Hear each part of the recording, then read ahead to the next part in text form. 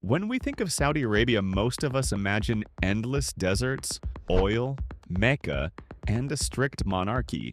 But in recent years, the kingdom has decided to change its image and join the ranks of global tech leaders. And out of this ambition came a truly fantastic project, the linear city known as the Line.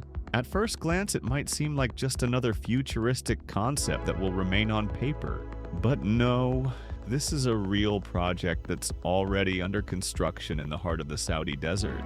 Its presentation looked more like a trailer for a sci-fi movie, a city 500 meters tall, just 200 meters wide and stretching for 170 kilometers. All of it enclosed by mirrored walls, filled with green gardens and completely free of cars. It sounds like a dream of the future, but behind this bold vision lie serious questions. Why does the country need such a project, and what's really driving it? Who is funding it, and how did it come to be? And does it have a real future, or will it end up as just another failed mega project? Let's find out. To understand why Saudi Arabia is building such a futuristic city, we need to take a closer look at its economy. For a long time, the country has relied almost entirely on oil. Saudi Arabia is one of the largest oil producers in the world.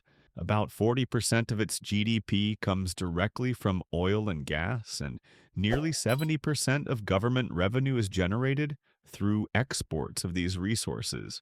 This has created immense wealth, but also a dangerous dependence on a single sector.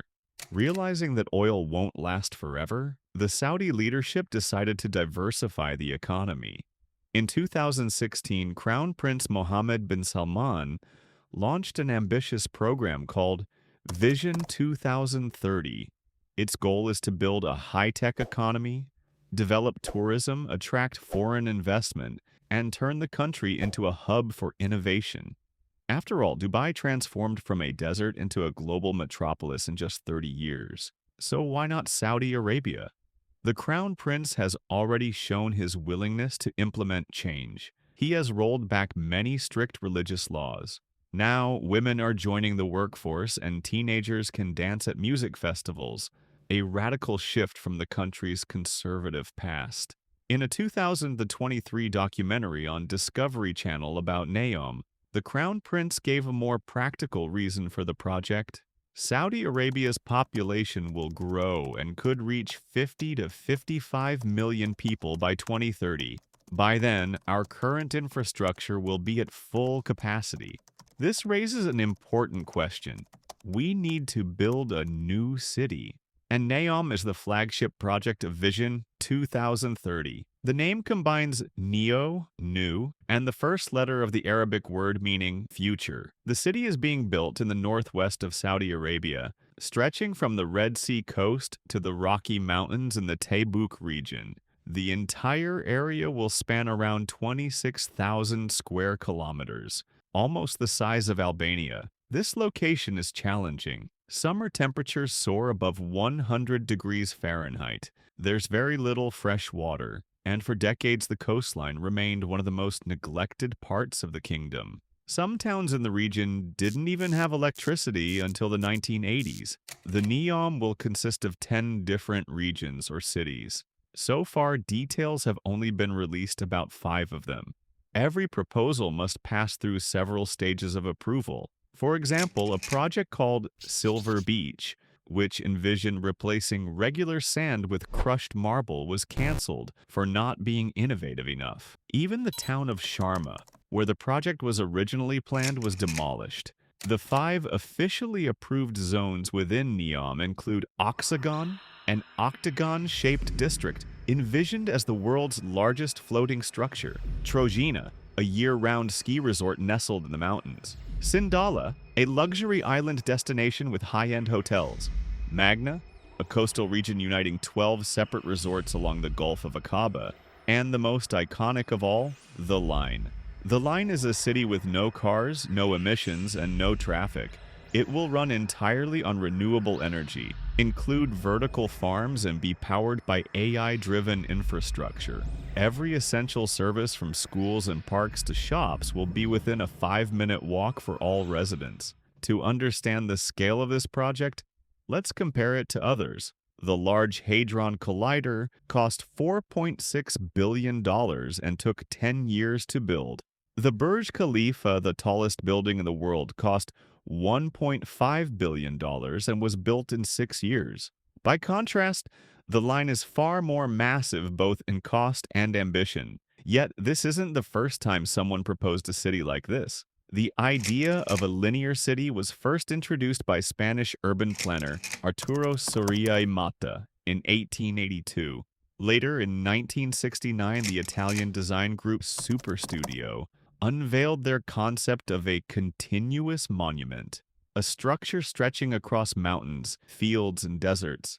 Much like the line, but theirs was meant as a warning against the dangers of unchecked urbanization.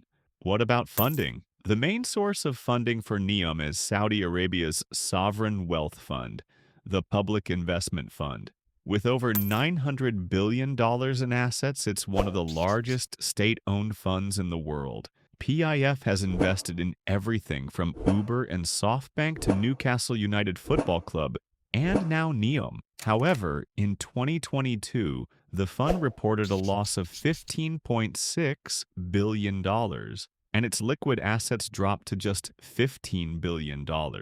Much of this volatility is due to the kingdom's economic dependence on oil prices and global market fluctuations. To inject more capital into the fund, Crown Prince Mohammed bin Salman even transferred 8% of his shares in oil giant Saudi Aramco to the PIF to reduce foreign investments. Originally, the line was expected to cost around $500 billion, but now estimates suggest the budget could rise to $2 trillion, while the entire PIF has only about $1 trillion in total assets. To accelerate progress, Saudi Arabia hoped to attract a wave of foreign investors, but that plan hasn't gone smoothly. One major setback is the forced displacement of local tribes. The area chosen for the line was historically home to the Huwaiti Bedouin tribe. Some residents refused to leave, leading to arrests, violence, and even executions. According to human rights group al-Huwaiti, around 20,000 people were forcibly removed, and in 2022, 3 members of the tribe were allegedly executed for resisting eviction, though the Saudi government denies this. These allegations are hard to ignore, especially considering Saudi Arabia's Freedom House rating, just 8 out of 100, placing it among the least free countries in the world. 2024, the kingdom issued 306 death sentences, one of the highest numbers in its history. The most high-profile incident occurred in 2020, when a member of the Huwaiti tribe was killed in a shootout after protesting against forced eviction. His death caused public outrage, and in response, officials increased compensation packages for those forced to relocate. For large properties, payouts could reach $266,000, while owners of modest homes received only around $26,000, less than a monthly salary for some Neom employees. The British TV channel ITV even released a documentary claiming that since the launch of Saudi Vision 2030, there have been around 21,000 migrant worker deaths in Saudi Arabia. The film also reported several deaths during the construction of Neom, which were never properly investigated. There are also major environmental concerns surrounding the line. To transport construction equipment, new roads had to be built through the desert, and a whole city for workers was constructed. The scale of the project demands enormous resources, from water and concrete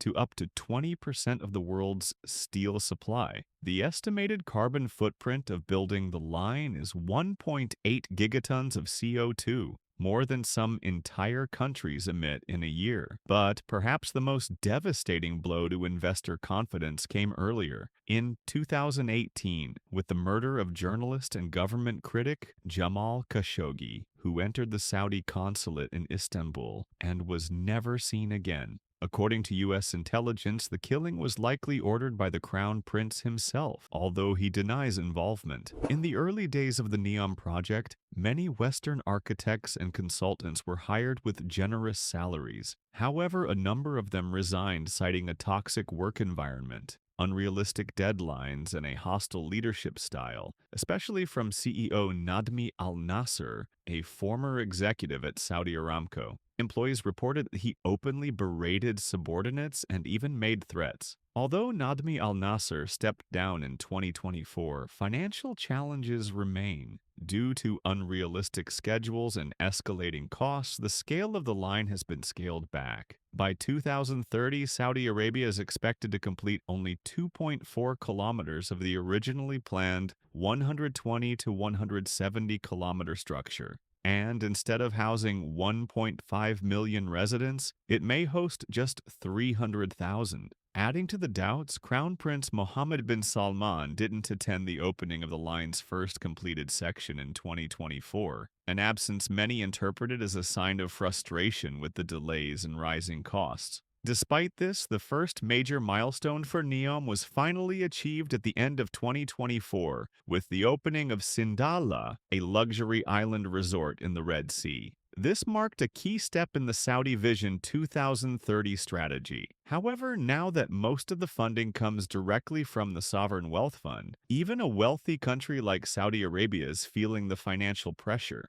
And it's not the first time the country has attempted something so ambitious. Back in 2005, Saudi Arabia invested $100 billion in the construction of King Abdullah Economic City. But by 2018, it went home to just 7,000 people. Could the line suffer the same fate? Still, for now, the line remains the largest and perhaps most controversial architectural project of our time. It promises clean energy, innovation, and a high quality of life. But behind the vision lie trillions of dollars, political risks, and human rights concerns. It's an experiment that will test whether the world is truly ready for this kind of future. It's Saudi Arabia's bold attempt to reinvent itself, break away from tradition, and become a symbol of tomorrow. But whether it can truly succeed, only time will tell. What do you think? Can a city like this really become a reality? Let us know in the comments. Leave a like and don't forget to subscribe.